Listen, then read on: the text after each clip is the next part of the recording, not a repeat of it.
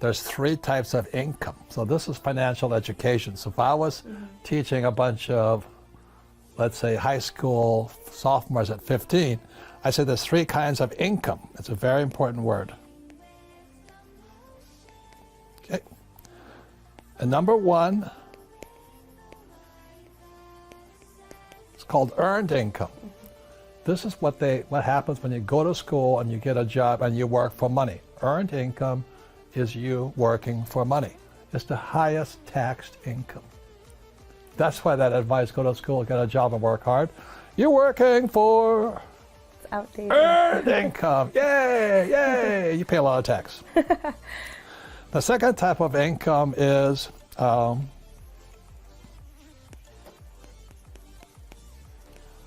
portfolio income. I should get. Portfolio income is also called capital gains. That's when you buy low, sell high.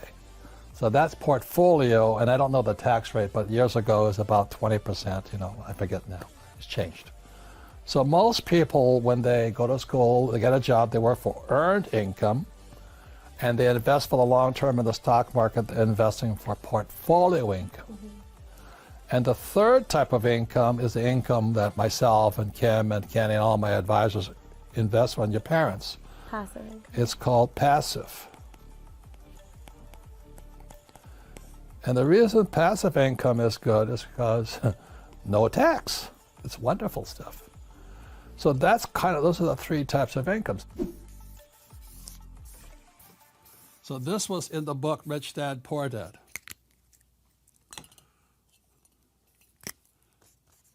You have income, expense, asset, liability. This is the difference. And a lot of people read Rich Dad, Poor Dad, but they didn't get the message. In Rich Dad, Poor Dad, I said the rich don't work for money. Well, this is where most people are focusing on. This was Poor Dad. Most people watching right now want a paycheck. That was Poor Dad. They work for money. And then they try and reduce their expenses. That's poor people thinking. I'm going to work hard and I'm going to try and save a little money. That's ridiculous. That's why you're poor. Got to change that thought. And this here is Rich Dad. Rich Dad said the rich don't work for money. The rich work for assets, and assets are down here. So this is called a P&L, and this is called a balance sheet. Now again, it's the words. And from the Bible, I'm not really religious, but the word becomes flesh. You've got to know this word here. When I talk to my friends, we're talking about balance sheets. How many assets do you have offset via liabilities?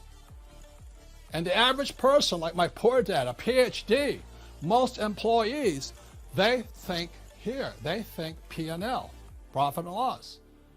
And the rich think in balance sheets. And when I talk to the average person, they have no idea. The right financial education, this crash would be the best thing that ever happened to you.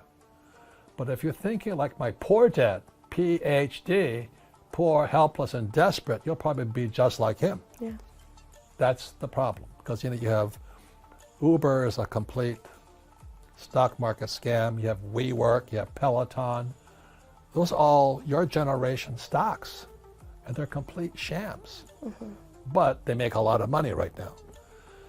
So the reason I'm saying this is your greatest asset is this, your brain.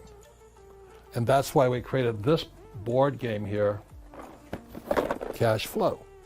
So if you take this game and you actually play it and study with your friends and all that, you'll get smarter. So instead of getting crushed, you have a chance. There's no guarantee of it because let's say there's 100 people watching today, 2 of you will do something. Okay, so going back again 25 years, 50 years now, when I graduated from school, when I was 25 years old, all of my friends wanted high-paying jobs. So I get out of the Marine Corps, and what many of my classmates did, they went to fly for United Airlines. So they made a lot of money. For them, it was a lot of money. It was about $400,000 a year. I didn't take that route. Instead, I went to work for Xerox to learn how to sell. Because if you're going to be an entrepreneur, you've got to sell. So when I say that to most people, they say, well, I don't want to sell. So you're not going to learn that way. Then I had to learn how to public speak. Then I learned to write books and all this. So I get richer and richer and richer as the economy goes down. Mm-hmm. So all of you listening right now, this is your greatest asset. So I created this board game here, and you have a chance. The world of money